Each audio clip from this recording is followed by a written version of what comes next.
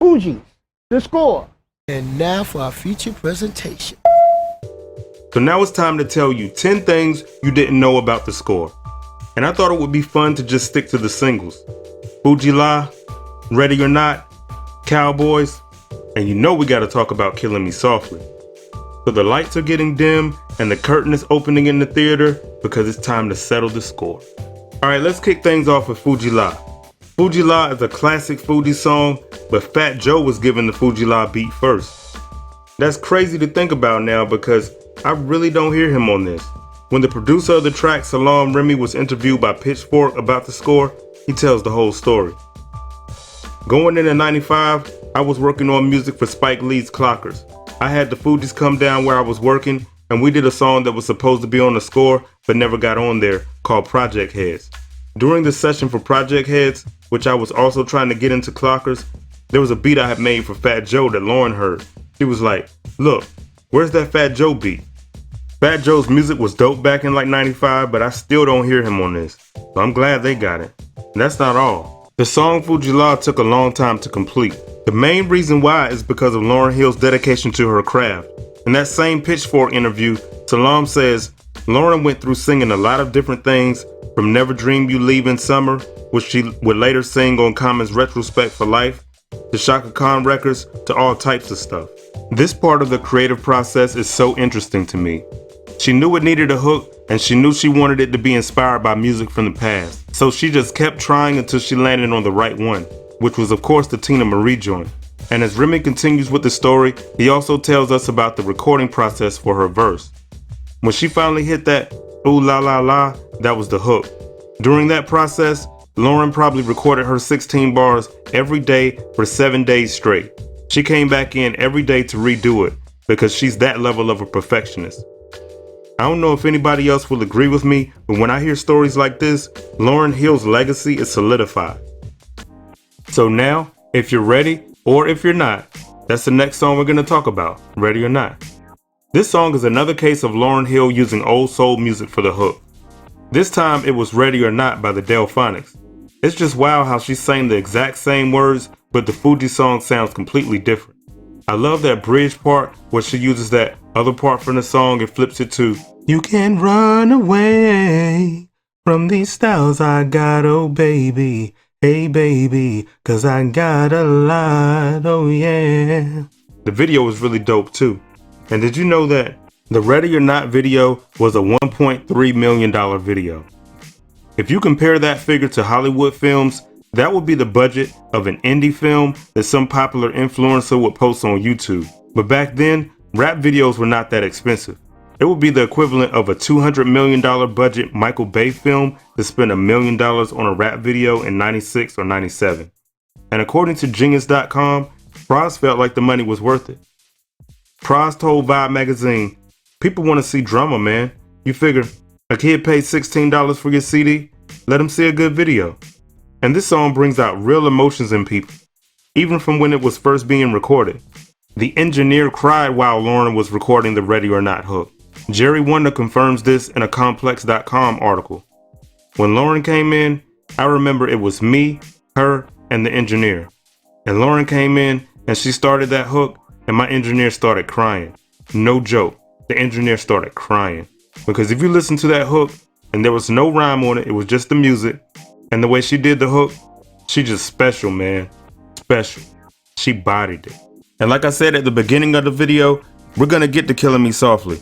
But before I do that, we're gonna talk about the song that had a video that was like a continuation to the Killing Me Softly video. Cowboys, which features members of the Outsiders like Pace One, Young Z, and Rod Digger.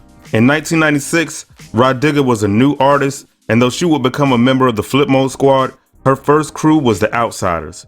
And according to Digger, in that Pitchfork article about the Fugees I mentioned earlier, in Rod Digger's mind, Cowboys was a battle of the sexes. Back then, with all Jersey artists, most of us rolled in crews, and we were either battling each other or doing songs together. I don't think anybody really looked at the Fugees as a battle crew, and at that time, Young Z from the Outsiders was on a promo tour with them. That alliance brought us together. The crazy thing is, we actually all paired off to write the song in the same way we do on the record. John Forte was added on later. I got in this little huddle with Lauren, and I just remember our goal was to be better than the guys. I don't know if I can say they achieved that. The whole song is dope, but when I think about Cowboys, I think about how Young Z and John Forte went off on that song. But anyway, Rodiga was 4 months pregnant when they shot the video for Cowboys. After we did the song, we didn't think too much else about it. They told us they were shooting a video for it. When we did the video, I was 4 months pregnant and nobody knew. It still didn't register that Cowboys was making the album until one day I was in the car with Lauren and she's playing the soon to be released album and we're on it. To be honest, we didn't know that record was gonna blow to that magnitude. Once it started selling and selling and selling though, it was like, oh wow, this is big. Y'all know I can't get out of here without talking about Killing Me Softly. This is the Fuji song that everybody knows, and some people probably think of it as a Lauryn Hill song. And those same people probably don't know that Killing Me Softly is a cover of a cover. We know that Killing Me Softly is a cover of Roberta Flack's version, but did you know that Roberta Flack's version is a cover too? Roberta was inspired to cover it after hearing the original version by Lori Lieberman. I had gone out to California to do a special. Got on the plane in LA to come back to New York by myself. And I opened the brochure that describes what music you can select. And there's a song, Killing Me Softly, with his song. And I listened to it about 5 times before the plane landed.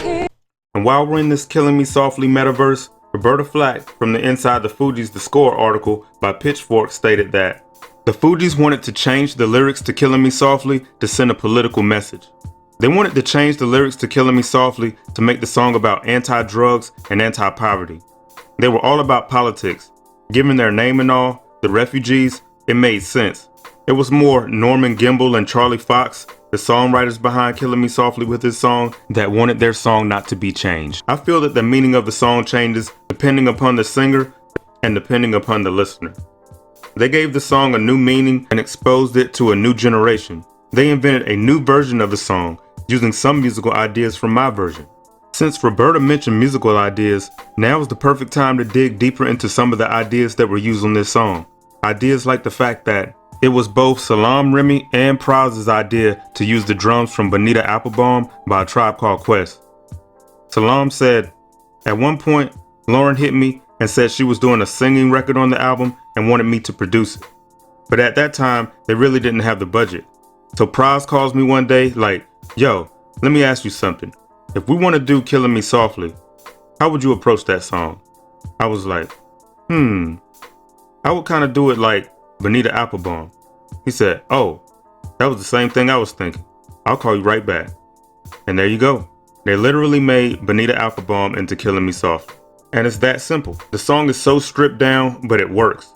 It's mainly just those Bonita Applebaum drums, the bass line, and Lauren's vocals. And as far as Lauren's vocals go, although the song has 3 main elements, Lauren's parts are where things get a little more complex.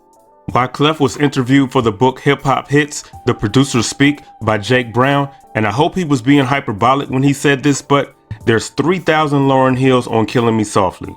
What made that record incredible? The amount of vocals Lauren got on there. I kid you not, I think Lauren has at least 3,000 vocal backgrounds on that record, literally doing Killing Me Softly. I think she spent like 6 or 7 days just doing backgrounds. For context, when you hear a finished song that was recorded by a singer, they usually don't just go in and record the song in one take. They'll sing the song over and over. They'll do runs and ad-libs, and then they'll record themselves singing the same words over and over, usually during a hook or a bridge, but they'll sing different parts each time so it all blends together. By doing this, they create harmonies. It makes a song sound full. I believe that without these additional elements, the songs we love wouldn't sound as good. The ad-libs and the harmonies fill a space in a song that we would consciously or subconsciously know was missing if it were not there. Here's what Wyclef had to say about the harmonies on Killing Me Softly. If you've heard my music through the years, you can hear all these layers of harmonies. So the best way to record it is, I like a little bit of reverb, but the first vocal, which will be the lead, is in the front, then harmony 1 goes to the left ear. Then, once I was done with harmony 1, it stays on the left ear, and harmony 2 goes on the right ear. Once I'm done with harmony 2 on the right ear, you push that harmony to the left ear, and I continue with harmony 3 on the right ear. And this is an algorithm that we use naturally to stack and to build incredible harmonies. And now we got to talk about vocal effects.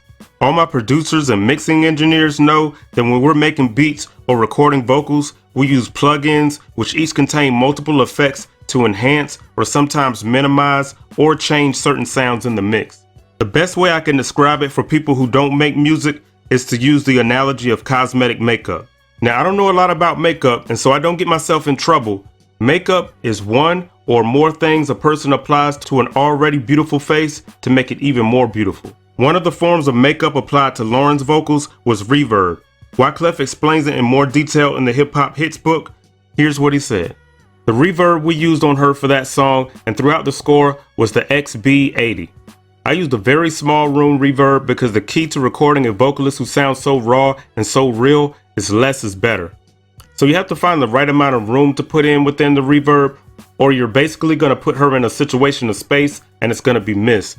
So the trick was to put her vocal in the front and just wet it a little bit. And I think we captured that. And since we talked about Lauryn Hill and Rod Digger and they're from New Jersey, why don't you watch this video on your screen about another MC from Jersey, Redman. It's called 10 Things You Didn't Know About Muddy Waters. Thank you for watching this video, and I'll see you in that next video. Peace.